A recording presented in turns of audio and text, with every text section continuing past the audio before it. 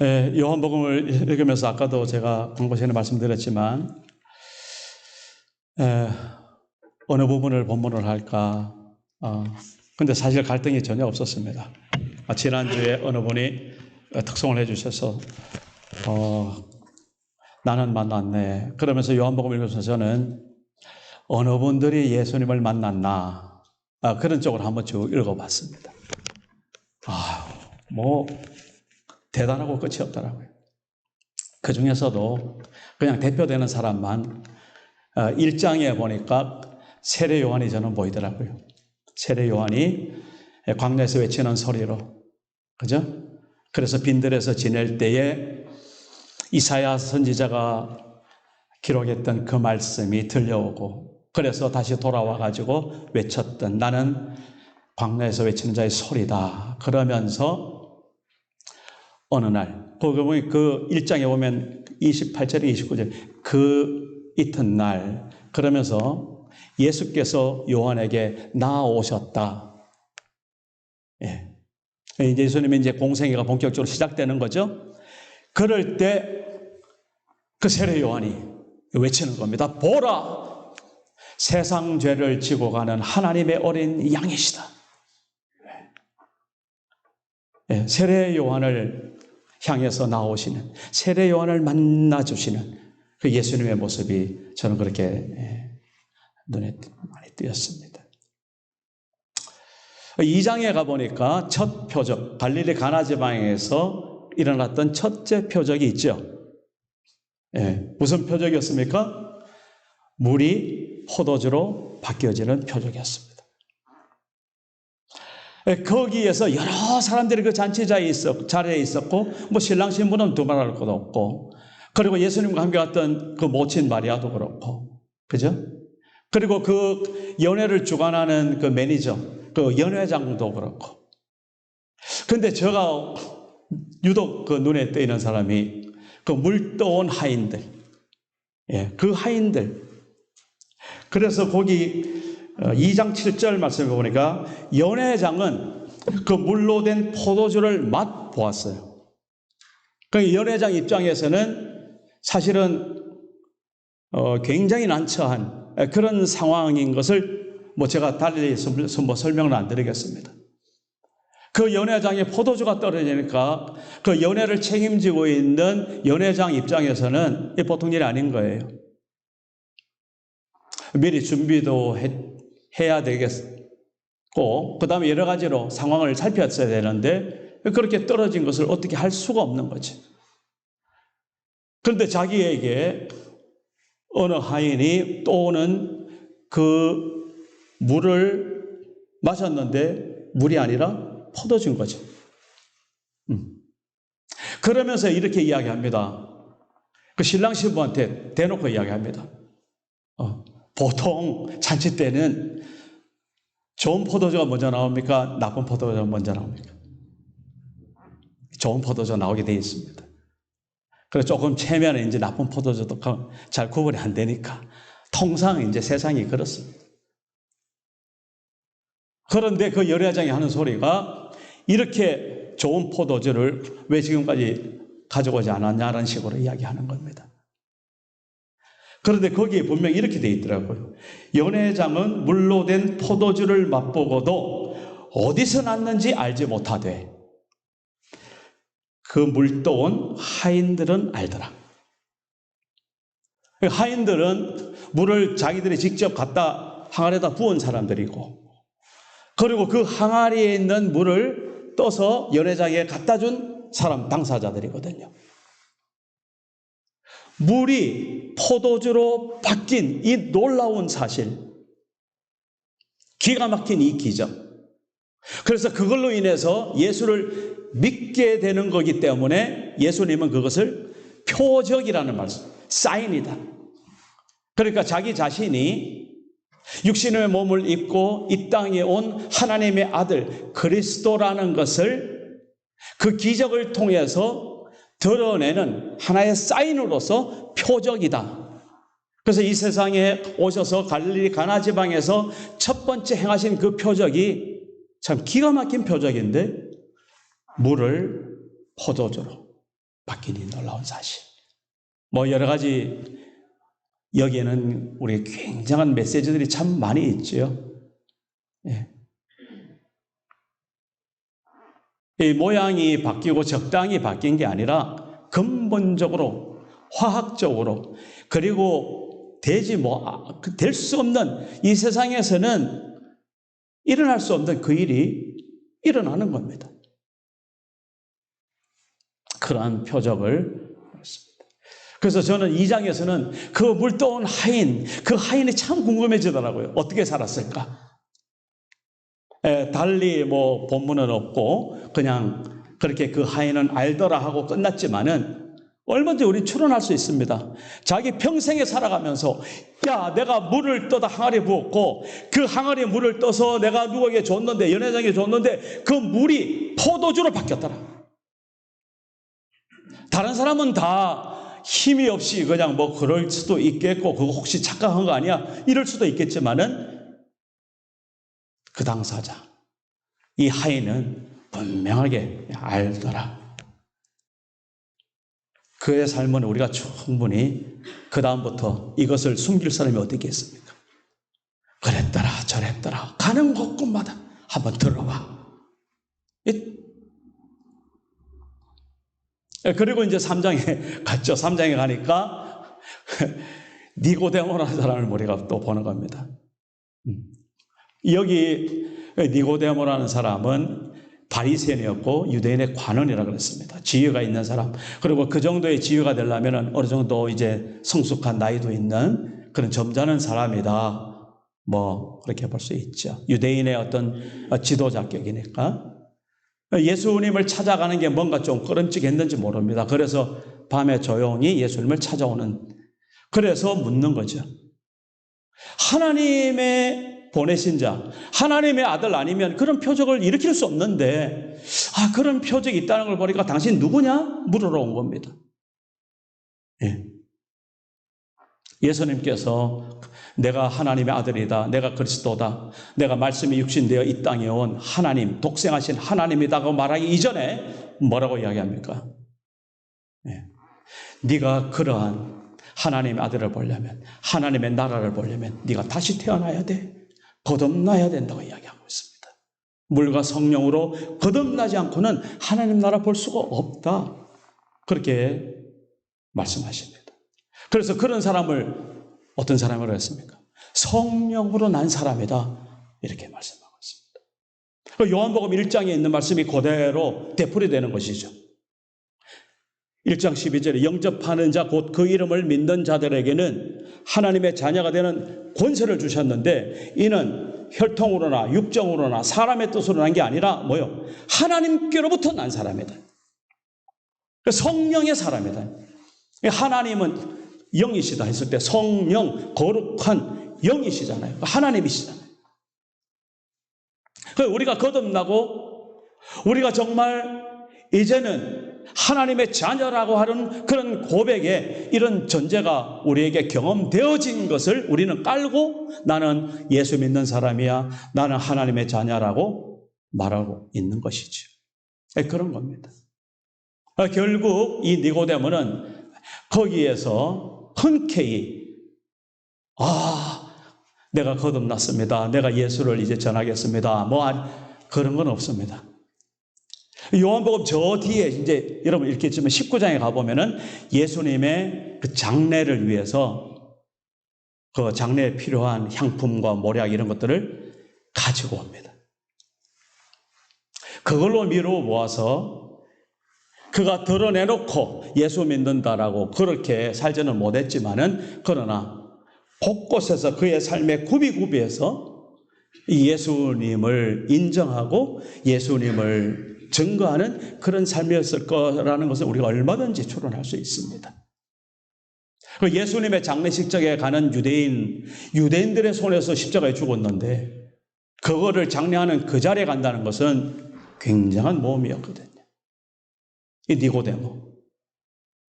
그래서 그 니고데모가 바로 납득이 안 되니까 다시 묻는 거예요. 다시 태어나는 게 뭡니까? 거듭나는 게 뭡니까? 중생이라는 게 뭡니까? 엄마 뱃속에 들어갔다가 다시 태어나야 됩니까? 이런 식으로 묻는 겁니다.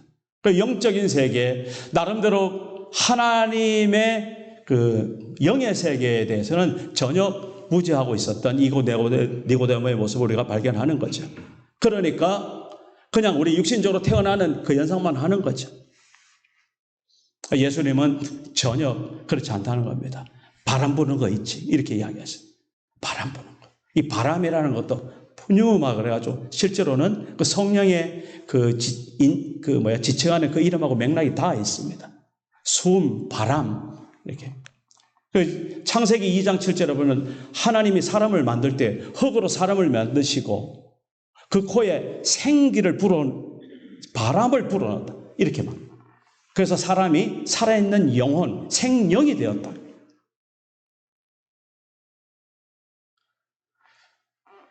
그러면서 예수님한테 책망을 들어요. 너는 유대인의 지도자면서 어떻게 그런 걸 지금까지도 모르냐. 그리고 주시는 말씀이 바로 3장 16절 아까 우리 했던 하나님이 세상을 이처럼 사랑하사 독생자를 주셨으니 이는 저를 믿는 자마다 멸망치 않고 영생을 얻게 하려 하십니다 라는 말씀을 딱 결론으로 니고데모에게 들려줬던 그 말씀입니다. 그 3장에 니고데모가 그렇게 전 보였고요. 4장에 가니까 너무 잘 알죠. 사마리아 여인, 그죠? 남편 5이 됐던. 그래서 정말 살아가는 인생에 대해서는 정말 할 말이 많았던 그 여인. 그 여인을 예수님께서 일부러 만나주시려고 사마리아로 들어오시잖아요. 그래서 만나서 그곳에서 메시아를 만난 그 여인의 모습을 우리가 보는 겁니다.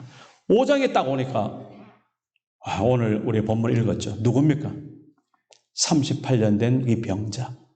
그 병자가 어느 연못가에 행각이 5이 있는데 그 한쪽 구덩이에 자리 잡고 들어 누워 있는 겁니다. 자리를 깔고. 그 세월이 38년 된 병자다 이렇게 말합니다. 그 자리에서 뭐 38년인지 아니면 뭐 언제 한 몇 년 됐고 옛날부터 그걸 알았던지 뭐 그거는 그렇게 중요하지 않습니다. 어쨌든 오랜 병에 시달렸던 이 사람의 현주소를 오늘 우리가 명확하게 살피면서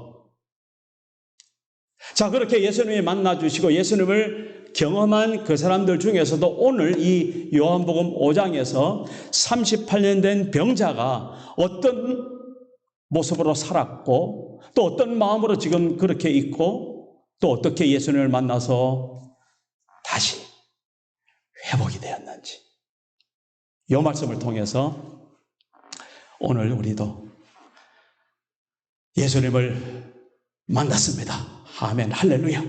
그죠? 지금 그 만난 예수님을 지금도 만나고 있습니다. 아멘, 할렐루야.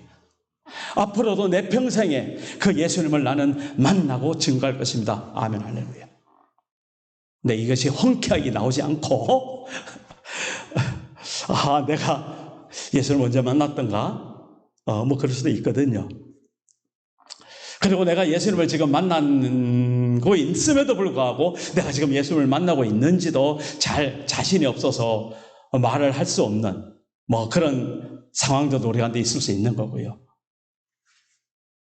그리고 앞으로 내가 어떻게 될지도 나도 확신이 없고 조금 그럴 수도 있는 겁니다. 근데요, 우리에게 참 위로가 되는 게 있더라고요. 하나님의 은혜가 아까 특성하면서 우리의 아픔과 우리의 어떤 고난과 우리의 부족함보다도 우리의 시련보다도 더 크신 뭐였어요? 하나님의 그 사랑.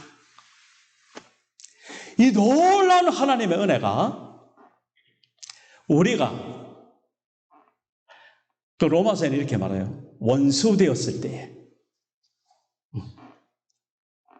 우리가 연약할 때에 우리가 죄 중에서 죽어갈 때에 그때 하나님께서 하나님의 그 크신 사랑으로 은혜죠. 그러니까 그래서 우리를 하나님의 자녀 삼으셨다는 소리를 하는 겁니다. 그러니까 지금 내가 지금 살아온 게 뭐 이런데요. 그리고 지금 내 살아가는 모습도 보면 그리고 앞으로도 내가 어떻게 장담 못 하는데, 그거는요, 제가 뭐 그냥 대놓고 말씀을 드릴게요. 사단 마귀가 우리를 참소하고 우리를 발목 잡는 이야기입니다. 그런 생각이 딱 들거나, 사단아 떠나가라, 물러가라. 나는 하나님의 자녀다. 내가 지금 이렇게 부족하고 연약하고 그렇게 내세울 건 없지만, 그러나 내가 하나님의 은혜의 장중에 있고 하나님의 사랑을 입은 자고, 그래서 내가 오늘 이 자리에서 이렇게 함께 예배를 드리고 이제 이 말씀을 읽으면서 앞으로 내 인생을 살아갈 거야 라고 날마다 하나님 앞에 헌신하는 사람이야. 이렇게 이제 우리는 바뀌는 거죠. 어쨌든 하나님의 그 위로가 오늘 저에게는요, 이 38년 된 이 병자를 보면서 참 너무너무 하나님의 은혜와 사랑이 크구나. 오늘 당장 그 본문에도 보십시오. 이 사람이 뭘 잘한 게 뭐가 있고 뭘 했는 게 뭐가 있습니까? 그냥 아팠으니까 들어오는 것밖에 없잖아요. 그리고 참 기가 막힌 현실은 어디 이상한 전설에 사로잡힌 거예요. 뭐 거기에 있던 모든 사람들 다 그랬죠. 오늘 본문에 보니까 어떤 이야기가 있습니까? 그 베데스다 그 연못 그 물이 움직일 때에 그게 뭐 어디 바람에 불어서 움직이는지 아니면 밑에서 어떤 뭐 샘 솟는 어떤 뭐가 있어서 위에서 움직이는지, 하여튼 그 물이 움직일 때에 거기에 가장 먼저 들어가서 그 물에 담그는 사람이 낫는다. 요 신화에 사로잡혀 있는. 뭐 거두절미하고 오늘 우리가 이 세상에 살아가면서 어디에 지금 사로잡혀 살고 있는지 우리 한번 생각해 봐야 되지 않겠습니까? 네. 예수님의 말씀에 사로잡혀 있는지, 하나님의 그 감사와 그 영광 가운데 우리가 사로잡혀 있는지, 아니면 다른 어떤 세상의 여러 가지 것들, 결국은 하나님을 멀리하는 그러한 것들에 사로잡혀 있는지 우리가 한번 돌아봐야 되는 겁니다. 이 사람이 그렇게 사로잡혀 드러누워 있으니까 다가오는 건 뭐밖에 없습니까? 자기가 예수님한테 고백을 하잖아요. 내가 그렇게 하려고 드러누워 있는데 첫 번째 다른 사람 원망부터 하는 거예요. 아무도 나를 그 물에다가 먼저 데려간 사람 없더라. 없죠, 당연히. 그 있는 모든 사람들이 병자들이고 뭐 여러 가지 그 병들 보세요. 맹인, 다리 저는 사람, 혈기 많은 사람, 드러누가 다 그렇게 하는 판인데 누가 뭐. 그러니까 이 베데스다라는 이 히브리어, 그것도 따져보면은 자비라는 이야기입니다. 자비. 베데스다 그러면 하나님의 자비가 있는 터라는 겁니다. 그 자비가 있는 집이라는 겁니다. 베데스다. 그래서 우리가 베데스다 뭐 요양원, 베데스다 뭐 고아원 이런 이름도 많이 들어보셨죠? 하나님의 자비가 있는 그 좋은 이름입니다. 근데 실제로 한번 들여다보십시오. 이 38년 된 병자를 통해서 그 현장이 어떤 현장인지를 분명하게 드러내고 있지 않습니까? 아무도 자기를 먼저 데려가는 사람은 없습니다. 그러니까 원망과 한탄을 품고 살아가는 그 모습이 자기도 모르게 드러나는 거지. 그리고 자기가 해발라 해도 안 되는 겁니다. 그러니까 한마디로 말해서 뭡니까? 그 자비의 집에 있으나 그 자비가 아니고 오히려 절망과 한탄과 정말 낙심 속에 드러누워 있는 그 38년 된 병자를 보시라는 말입니다. 자, 그러면 그때 그 사람 그러고 끝나면 안 되죠. 오늘 성령께서 우리 가운데 함께 하셔서 그 38년 된 병자, 적어도 내가 32살 넘어 살았으니까 이 땅에서 적어도 그런 사람 같으면 나도 이 지나온 세월 어떻게 살았는가, 어디에 들어누워 있는가, 생각이 나야 되죠. 오늘 이 말씀을 통해서 저의 이 선포를 통해서 성령께서 여러분들에게 그렇게 말씀이 가는 거죠. 우리 젊은이들은 지금까지 내가 살아온 인생, 내가 어떻게 살았는가, 우리 불현듯 돌아봐야 되는 것이죠. 이 세상이 그렇더라라는 겁니다. 세상에 우리 살고 있지 않습니까? 오만과 좋은 이야기, 희망적인 이야기, 사고 긍정적이고 적극적인 이야기는 얼마나 합니까? 누구나 다 1등이 될 수 있어. 어떻게 1등이 다 됩니까? 1등은 하나밖에 없는데. 그걸 우리 딸내미가 아빠 그건 희망 고문이야 이렇게 말하더라고요. 그래서 제가 희망 고문이 뭔지 한번 찾아봤어요. 아, 그렇구나. 저도 혹여라도 그렇게 엉뚱한 소리 할까 봐 사실 조심이 되더라고요. 무조건 뭐 너는 할 수 있어. 너 하나님이 도와줄 거야. 막연하게. 한번 생각해 보세요. 세상은 어떻게 합니까? 1등을 추구하지 않습니까? 뭐 이건 단적으로 하는 소리입니다. 그러면 1등이라는 건 하나밖에 없지 않습니까? 우리 예수 안에서는 뭡니까? 누구나 합니다. 모두 답니다. 이 전혀 다른 이야기입니다.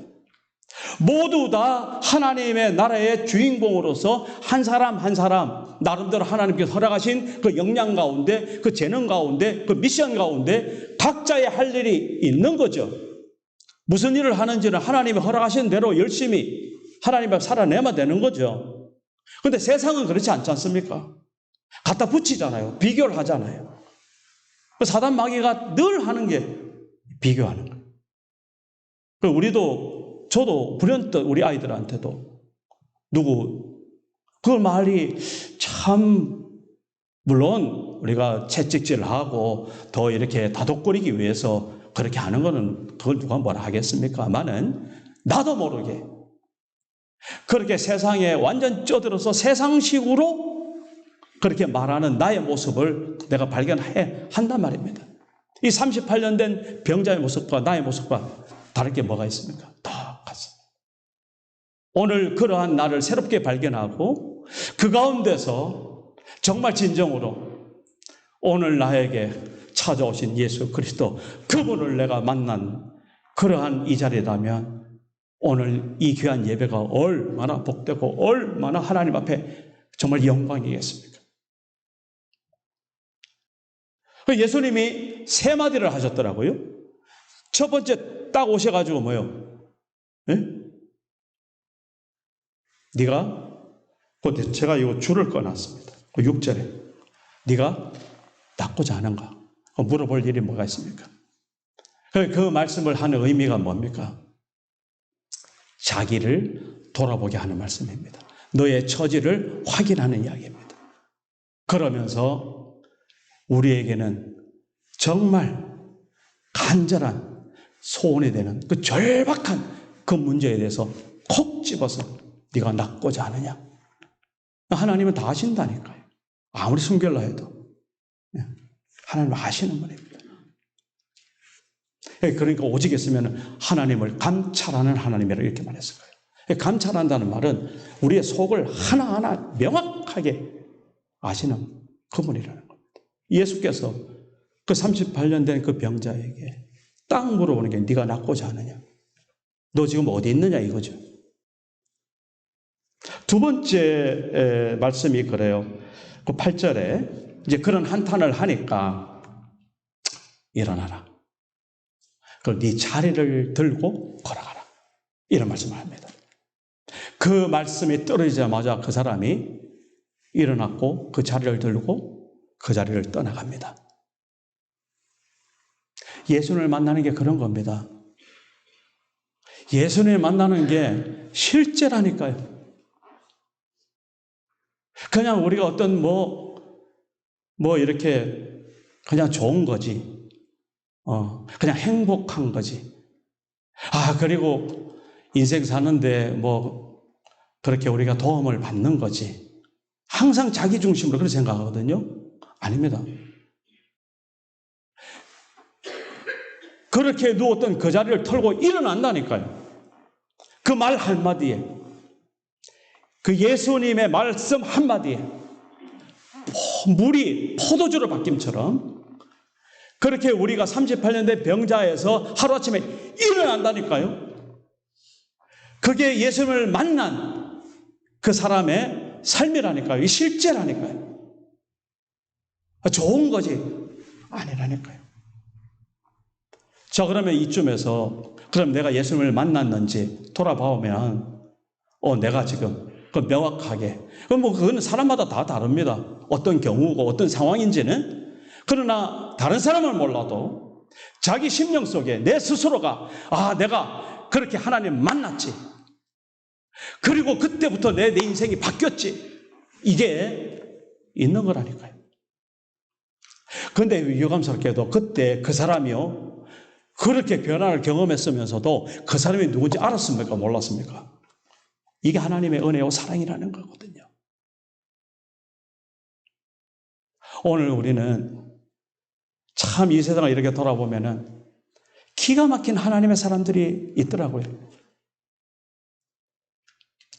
저희들이 지난 금요일 날 사도행전 10장에 고넬료를 봤는데 그 고넬료가 그런 사람이더라고요. 백부장이었고 로마 이달리아 군대 그 백부장이 100명의 군사를 거느리는 사람이었는데 거기 이제 점령 장군으로서 그 가이사랴를 다스리는. 근데 이 사람이 거기에 참 기가 막힌 일을 했는데 그 중에 그 사람을 소개하는 게 있습니다. 하나님을 경외한 사람. 쉽게 말해서 하나님을 두려워할 줄 아는 사람. 예수 믿고 안 믿고 그거는 나중이고 우리가 살아가는 삶 속에서 저 사람이 예수 믿고 교회 나가고 이런 거 말고 정말 하나님께서는 이 모든 인생들에게 그러한 경외감을 주셨다니까요. 그러면서 뭔가가 자기를 옷매수를 고칠 줄 알고 그러니까 우리가 죄를 지면은 뭔가 움찔을 그리고 그리고 정말 비를 맞으면서 하나님이 주셨다. 햇빛을 보면서 하나님이 공급하셨다. 이런 그 정말 그 순수한 그 마음들을 하나님께서 우리 이 땅에 있는 모든 인간들에게 다 주셨다니까요. 그런 그가 이제 베드로를 만나고 그렇게 복음을 듣고 세례를 받고 온 집이 구원을 누리는 그 장면이 사도행전 10장에 그렇게 있는데 11장 거쳐가지고 그때로부터 하나님께서 그 제자들에게 이런 깨달음을 주신 거죠. 너희들만 이제 선민이 아니야. 너희들만 하나님의 자녀가 아니야. 이 세상 모든 백성들이 다 나의 자녀란다 라는 것을 보는 겁니다. 다만 그들이 하나님의 자녀인 줄을 모르고 있을 뿐인데 그들에게 하나님의 자녀인 것을 알기 위해서 네가 가야 된다. 너희들이 희생을 해야 된다. 너희들이 제대로 살아내야 된다. 그 이야기를 지금 하시는 거거든요. 오늘 이 요한복음 5장에 38년 된 이 병자, 이 사람이 누군지도 모르고 하여튼 그분이 네가 낫고자 하느냐? 당연하죠. 그래 그러면 일어나 걸어가. 네 자리 들고 가. 그 자리 드는 것 때문에 안식년 그 논쟁이 생겨가지고 유대인들한테 잡혀 죽는 그 빌미로 됩니다. 그 자리 들고 가는 것 때문에. 그것까지는 말씀드릴 이유도 없고 오늘 여기서 그가 만난 사람이 누군지도 모르고 그렇게 하나님의 은혜와 사랑과 기적을 경험하는 그런 사람들. 오늘 이 아버지 보도 땅에, 이 캐나다 땅에, 우리 지구 이 땅에 그런 사람들이 하나님께서 허락하신 그런 분들이 또 우리 선조들 중에서도 우리 주변에 있는 많은 사람들 중에서도 그렇게 하나님을 경외한 사람이 진짜 하나님 앞에 그렇다면 그거는 우리가 판단하는 거 아니죠. 하나님이 판단하시죠. 그렇다면 오늘 우리는 적어도 우리는 이제 예수라는 그 메시아, 우리의 구원자, 자기 백성을 저희 죄에서 구원하실 그분, 그 이름을 아는 사람으로서 우리가 정말 하나님을 두려워하나? 정말 하나님을 경외하나? 이런 질문을 우리가 되짚어서 안 할 수가 없는 것이죠. 왜 예수 이름으로만 구원받는다는 소리에 대해서 반항을 합니까? 그게 진리가 아니라서가 아닙니다. 진리인데 그 진리를 전하는 사람이 사는 모습을 보니까 그 예수 믿어도 아무 소용이 없더라 이렇게 나와서 오직 예수 이름만 그렇게 구원받나? 우리가 열심히 잘 살고 열심히 노력하고 열심히 배우고 열심히 돈 닦고 열심히 아무 신이나 제대로 믿고 이런 엉뚱한 소리가 나오는 겁니다. 종교 다원주의가 나오고 종교 혼합주의가 그래서 나오는 겁니다. 우리 책임입니다. 우리가 예수 믿는 사람답게 그렇게 살아내지 못한 그 빚이 우리 미션, 우리 선교 가운데 우리한테 있는 겁니다. 무슬림이 왜 이렇게 지금 전 세계적으로 왕성합니까? 뭐 여러 가지 원인도 있겠지만 예수 믿는 사람들의 십자군 전쟁 때문에 그렇지 않습니까? 십자가 깃발 들고 가서 무참하게 정말 수탈하고 양면을 해치고 그래서 다시는 저 십자가 이제는 꼴도 보기 싫어. 그 마음에 싫은 사람이 나타나가지고 내가 메시아다 소리하고 그러니까 그쪽으로 쫙 쏠리는 거죠.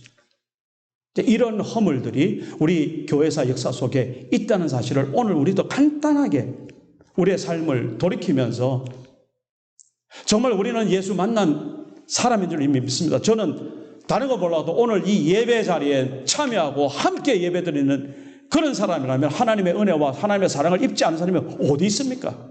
우리가 뭐 할 일 없어서 여기 있습니까? 갈 데 없어서 있습니까? 아니지 않습니까?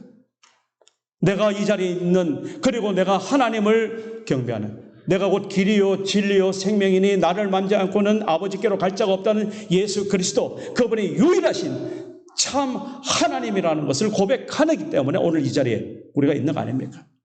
그러면 이제 우리 얼마 남았습니까? 뭐 죄송합니다. 우리 젊은이들한테는. 하루를 살아도 그렇게 좀 한번 살아내야 되지 않겠습니까? 라는 도전을 우리가 지금 하는 겁니다. 일어나라. 네 자리를 들고 했어요.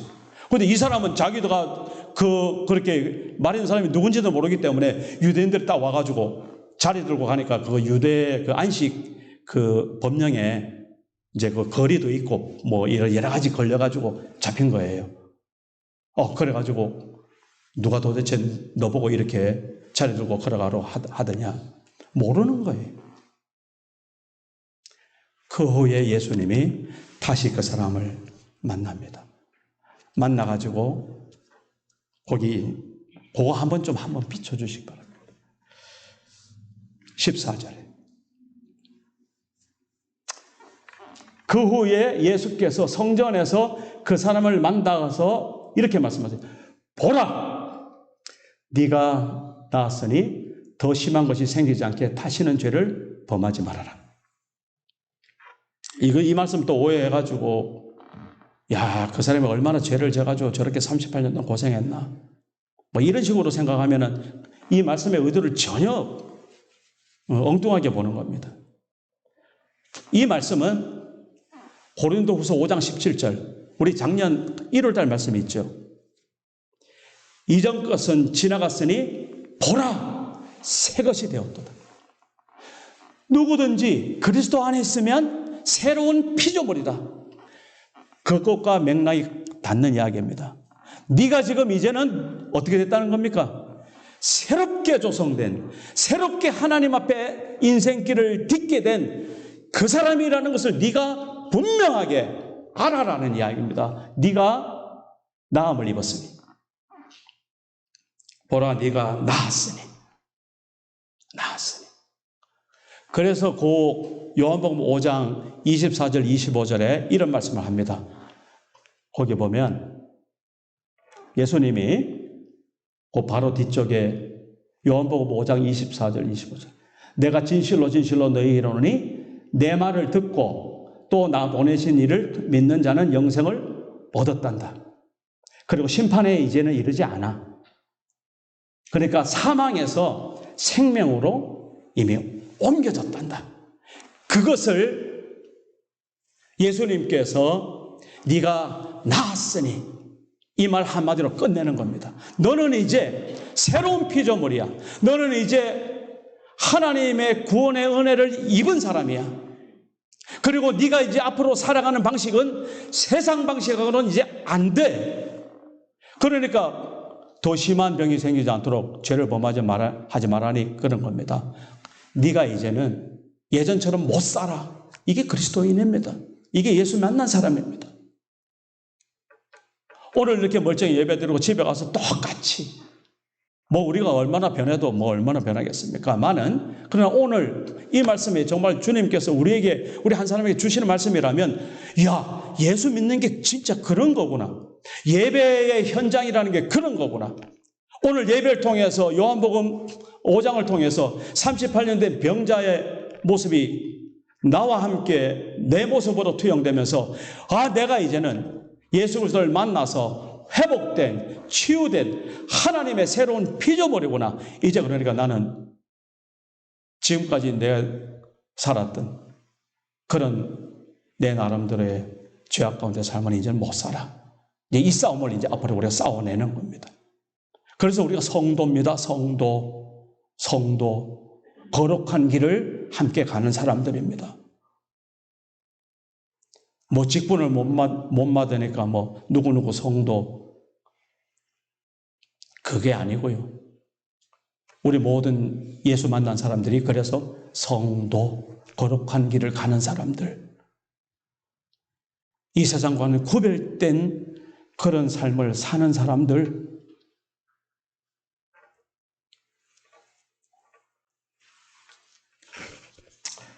예수님께서 마태복음 11장에 우리 2월달 말씀입니다.